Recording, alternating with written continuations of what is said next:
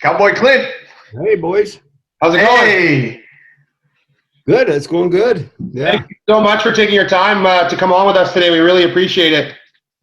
You're not a Vancouver fan by chance? Oh, I actually am, unfortunately. Oh, shit. Look at the background. That's my house. Oh, it is? You guys are, both of you are in Van then? Yes.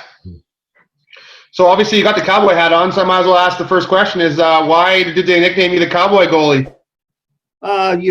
Growing up, I was always had horses, grew up working on a cousin's ranch and developed just a love for the horses and the outdoors and shoveling horse crap and all the stuff that goes with that. So it just, I think everywhere, I've had horses damn near most of my life, I think.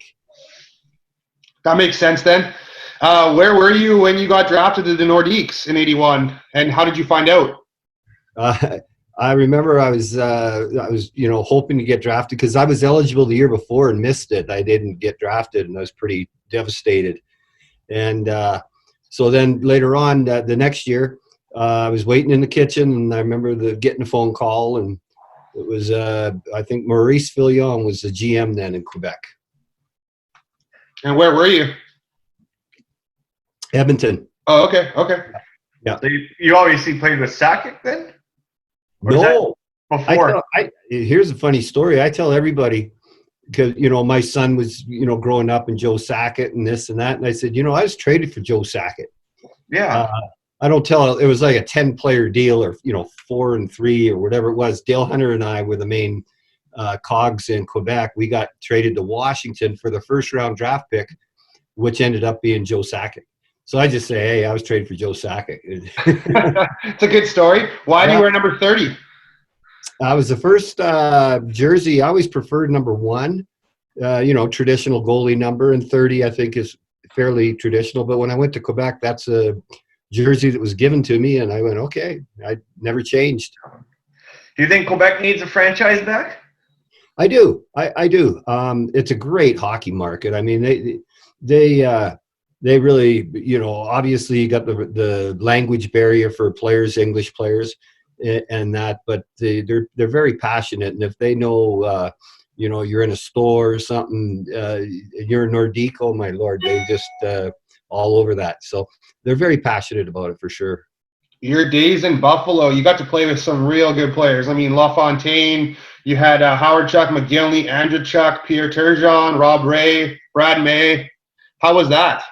It was good. I think one year we were like 3rd in the league in points, and Darren Pupa was playing most of the games. He had an outstanding year, and he was on fire. And we were in the top 3 for sure overall in points, and it was fun. We had we had a lot of great players, You got any Brad May stories? Or Rob Ray. We got them coming up on an interview later on this week. Okay, I've seen those guys recently. We had kind of a reunion deal in Buffalo, and Razor. I mean, that kid when he was a rookie, he picked his nose all the time. Like we all have nervous habits, but getting ready for a game, there's Razor. He's just got it buried, and And I brought that up, and he goes, "Oh, I don't think so. I don't think so." Oh yeah, Razor had that was his nervous habit. Mayday with May, you never get any better stories than that guy. He's got every story in the book. Yeah, and he's a class act. He was telling me some stories about me and this and that, and we forget. I mean, I'm getting I'm damn near 60 now, and they're younger than me, of course. But yeah, we traded some stories, and the thing I like about Brad May, he's a really class act. Off the ice, he's very polite. He's a very engaging guy. Now in the media, of course, doing what he does in broadcasting, it's right up his alley, and he's good at it. But he's a very sincere guy. Loves history. And here I can barely read, and he's telling me all these history stories. Yeah, Brad May is always good for a story. We met him a few times over the years, and trying to get him on the podcast right now. He tells a couple good stories about Dominic Hasek. Yeah, Dominic was my undoing.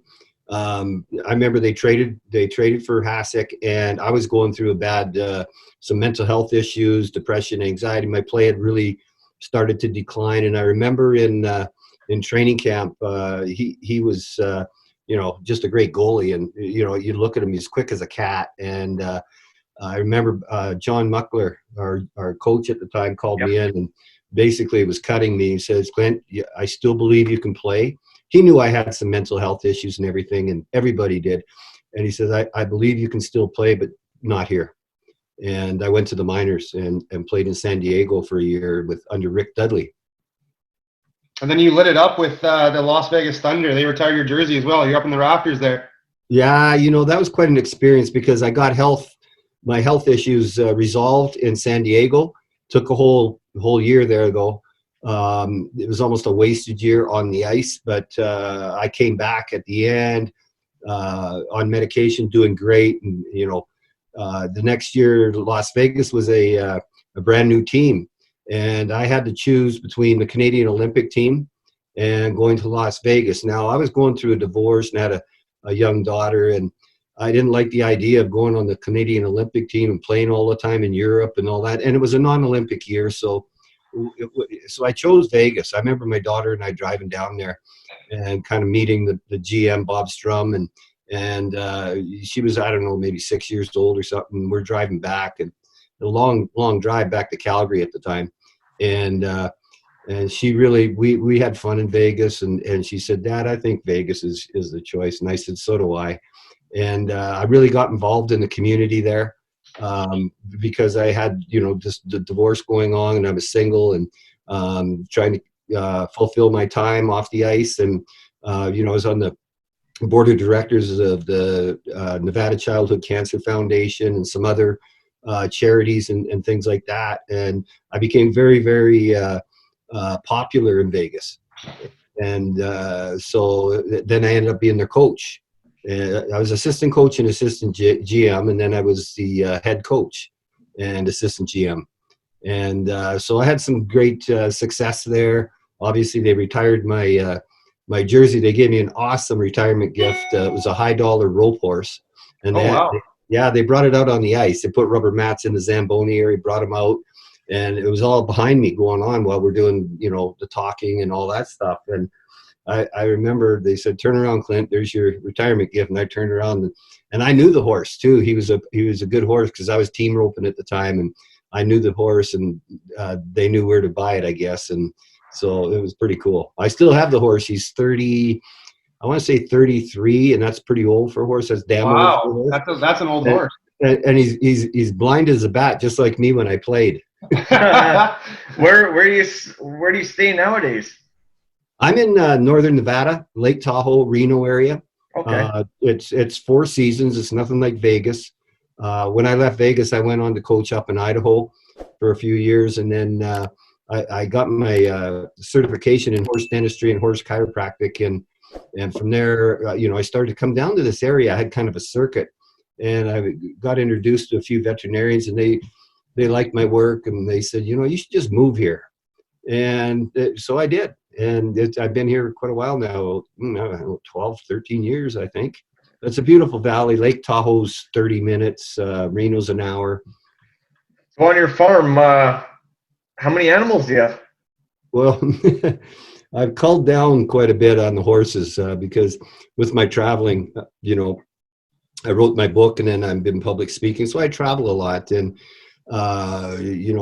having all those horses to feed, and I'm gone, and a lot of work when I'm not here. It wasn't fair to my wife, so we culled down. I now just got I got 3 horses, a couple goats, a bunch of dogs, chickens. Yep. That book, How I Survived the Crease and Beyond, that's a great read. Thank you. It changed my life.